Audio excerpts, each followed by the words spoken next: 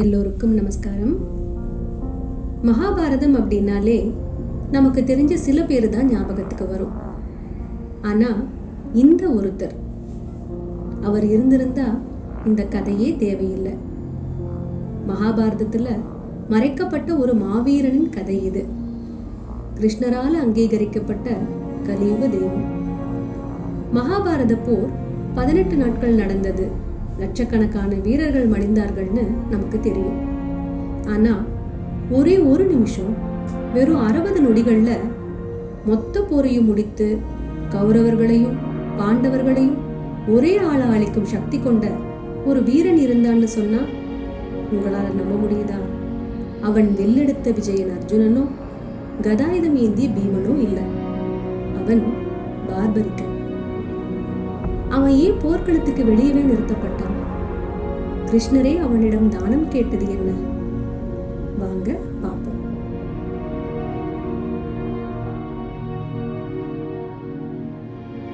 யாதவ குலத்து இளவரசியான குந்தியின் மகன் பீமனுக்கும் ராட்சசி இடும்பிக்கும் பிறந்தவன் கடோத்கஜன். அந்த கடோத்கஜனுக்கும் நாகக்கண்ணி அகிலாதேவிக்கும் மகனாக பிறந்தவன் தான் இந்த பார்பரிக்கன். இந்த பிறவியில் பீமனின் பேரனாக பிறந்தாலும் அவனது உண்மையான அடையாளம் ஒரு யக்ஷன். அவனது முந்தைய பிறவியில் அவன் சூரிய வர்ச்சஸ் என்ற பெயருடைய வலிமை மிக்க யக்ஷனாக இருந்தான். ஒருமுறை பூமியில் அதர்மம் பெருகிய போது அதை பொறுக்க முடியாத பூமாதேவி பசு வடிவம் எடுத்து பிரம்மா மற்றும் தேவர்களிடம் சென்று முறையிட்டார். தேவர்கள் அனைவரும் வைகுண்டம் சென்று மகாவிஷ்ணுவிடம் முறையிட்டனர். அப்பொழுது மகாவிஷ்ணு, கவலைப்படாதீர்கள், நானே பூமியில் கிருஷ்ணராக அவதரித்து அதர்மத்தை அழிப்பேன் என்று வாக்களித்தார். அந்த சமயத்தில் அங்கு வந்த யக்ஷன் சூரியவர்ச்சஸ் மிகுந்த அகங்காரத்துடன் தேவர்களிடம் பேசினார். மகாவிஷ்ணு எதற்கு பூமியில் அவதரிக்க வேண்டும்? பூமியில் உள்ள தீய சக்திகளை அழிக்க நான் ஒருவனே போதும். என் ஒருவனால் ஒட்டுமொத்த அதர்மத்தையும் நொடிப்பொழுதில் அழித்துவிட முடியும் என்று கர்வம் கொண்டார். யக்ஷனின் இந்த மமதையை கண்ட பிரம்மதேவர் சினம் கொண்டார். எப்பொழுது பூமியில் அதர்மம் அழிந்து தர்மம் நிலைநாட்டப் போகிறதோ அந்த பெரும் போர் தொடங்கும் முன்பே மகாவிஷ்ணுவின் கைகளால் நீ கொல்லப்படுவாய். உன்னால் அந்த போரில் பங்கேற்க முடியாது என்று சாபமிட்டார். பயந்து போன யக்ஷன் பிரம்மனிடம் மன்னிப்பு கேட்க, உன் உடல் அழிந்தாலும் மகாவிஷ்ணுவின் அருளால் நீ மரணத்துக்கு பின் பெரும் புகழடைவாய் என்று சாப விமோச்சனம் அளித்தார். திறமை என்பது நமக்கு பெருமை சேர்க்கலாம். ஆனால் அந்த திறமை மீது கொள்ளும் கர்வம் நம்மையே அழித்துவிடும். அந்த சாபத்தின்படிதான் சூரியவர்ச்சஸ் மகாபாரத காலத்தில் பார்பரிக்கனாக பிறந்தார். பிறப்பிலேயே மகா பலசாலியாகவும் அசுரகுலத்து வீரத்தோடும் வளர்ந்த பார்பரிக்கன் போர்க்கலையில் சிறந்து விளங்கினான். சிவபெருமானை நோக்கி தவம் இருந்து எவராலும் வெல்ல முடியாத 3 அதிசய அம்புகளை வரமாக பெற்றான்.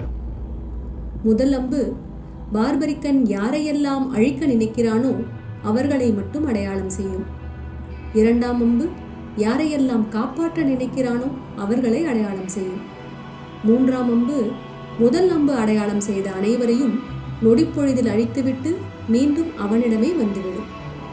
அதாவது 1,00,000 பேரை கொல்ல வேண்டும் என்றாலும் அவர்களுக்கு குறிவைத்து ஒரு அம்பு விட்டாலே போதும், அனைவரும் அழிந்து விடுவார்கள்.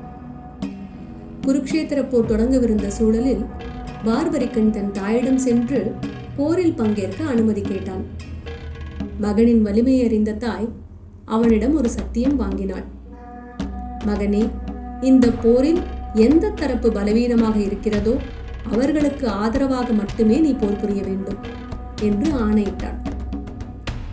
இதுதான் மிகப்பெரிய சிக்கலாக மாறியது. பாண்டவர்கள் பலவீனமாக இருந்தால் அவர்களுக்கு ஆதரவாக போரிடுவான்.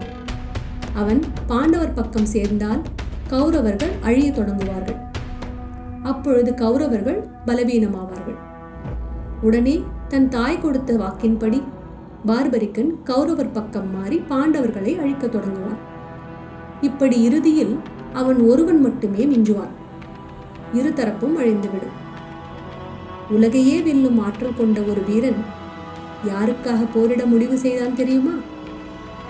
இதனை உணர்ந்த கிருஷ்ணர் ஒரு அந்தணர் வேடத்தில் பார்பரிக்கனை சந்தித்தார். கிருஷ்ணர் அவனை சோதிக்க வரவில்லை, யுத்தத்தை காப்பாற்றவே வந்தார். கிருஷ்ணர் அவனிடம் சென்று, உன்னிடம் இருப்பது வெறும் 3 அம்புகள் தானே, இதை வைத்து என்ன செய்வாய்? இந்த அரச மரத்தின் அத்தனை இலைகளையும் ஒரே அம்பால் துளைக்க முடியுமா என்று ஏளனமாக கேட்டார். பார்பரிக்கன் சிரித்துக்கொண்டே, ஒரே அம்பில் இந்த மரத்தின் அனைத்து இலைகளையும் துளைக்கிறேன் என்றான்.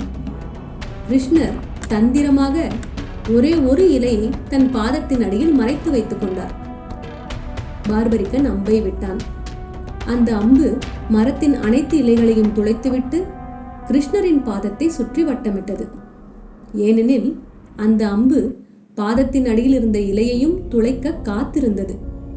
இதை கண்ட பார்பரிக்கன், சுவாமி, உங்கள் பாதத்தை எடுங்கள், இல்லையெனில் இந்த அம்பு உங்கள் பாதத்தையும் துளைத்துவிடும் என்றான்.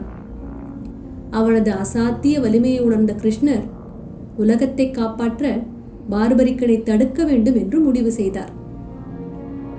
எனக்கு ஒரு தானம் தருவாயா என்று கேட்டார். பார்பரிக்கன் சம்மதிக்க கிருஷ்ணர் அவனது தலையை கேட்டார். அதிர்ச்சி அடைந்த பார்பரிக்கன் வந்திருப்பது ஒரு சாதாரண அந்தணர் அல்ல என்பதை உணர்ந்து கிருஷ்ணரை தன் உண்மையான உருவத்தை காட்ட வேண்டினான். கிருஷ்ணர் தன் விஸ்வரூப தரிசனத்தை அவருக்கு காட்டினார். பார்பரிக்கன் மகிழ்ச்சியுடன் தன் தலையை தர சம்மதித்தான். ஆனால் அவனுக்கு ஒரு ஆசை இருந்தது. கிருஷ்ணா, மகாபாரத போர் முழுவதையும் நான் பார்க்க வேண்டும் என்று வேண்டினான். கிருஷ்ணர் சம்மதித்து அவனது தலையை மட்டும் துண்டித்து ஒரு உயர்ந்த மலையின் உச்சியில் வைத்தார். அங்கிருந்து பார்பரிக்கனின் தலை உயிர் பெற்று போர் முழுவதையும் பார்த்தது. பார்பரிக்கனின் தலையை வெட்டினது தண்டனை அல்ல, அது மகாபாரதத்தின் மிகப்பெரிய அங்கீகாரம். தியாகம் என்பது கையில் இருப்பதை கொடுப்பதல்ல, உயிருக்கு மேலான லட்சியத்தை கொடுப்பதே உண்மையான தியாகம். 18 நாள் போர் முடிந்து பாண்டவர்கள் வெற்றி பெற்றனர். அப்பொழுது தங்களுக்குள் யார் வெற்றிக்கு காரணம் என்ற வாக்குவாதம் ஏற்பட்டது. அவர்கள் கிருஷ்ணரிடம் சென்றனர். கிருஷ்ணர் முழு போரையும் சாட்சியாக பார்த்த பார்பரிக்கனிடமே கேட்போம் என்று அவர்களை அழைத்துச் சென்றார். பார்பரிக்கனின் தலை சிரித்து கொண்டே சொன்னது, பாண்டவர்களே, இங்கே போர் புரிந்தது நீங்களோ அல்லது கௌரவர்களோ அல்ல. நான் பார்த்ததெல்லாம் கிருஷ்ணரின் சுதர்சன சக்கரத்தையும் திரௌபதியின் வடிவில் அவர் ஆடிய ஆட்டத்தையும் தான். அவரே அனைத்தையும் இயக்கினார், அவரே வெற்றியை தந்தார் என்று உண்மையை உரைத்தான். பாண்டவர்கள் கர்வத்தை இழந்தனர். இதை கேட்டு நிகழ்ந்த கிருஷ்ணர் பார்பரிக்கனுக்கு ஒரு வரம் அளித்தார். இந்த கலியுகத்தில் நீ என்னுடைய பெயரான ஷியாம் என்ற பெயரால் அழைக்கப்படுவார். உன்னை தேடி வந்து வேண்டும் பக்தர்களின் குறைகளை நான் தீர்த்து வைப்பேன். இன்று அந்த பார்பரிக்கன் தான் ராஜஸ்தான் மாநிலத்தில் காட்டு ஷியாம் என்ற பெயரில் கிருஷ்ணராகவே வணங்கப்படுகிறார். தன் பலத்தின் மீது இருந்த ஆணவத்தை முற்பிறவியில் இழந்த அந்த யக்ஷன் இப்பிறவியில் ஒரு மகாவீரன் என்ற அடையாளத்தை கூட துறந்து தியாகத்தின் அடையாளமாக மாறினான். நாமும் நம் வாழ்வில் சில விஷயங்களை இழக்க நேரிடும் போது வருந்துகிறோம்.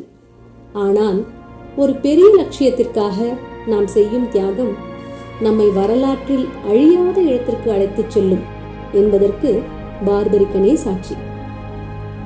இந்த கதையை நீங்க புதுசா கேட்டிருந்தா இன்னும் இப்படிப்பட்ட கதைகளுக்கு சப்ஸ்கிரைப் பண்ணிக்கோங்க. நன்றி.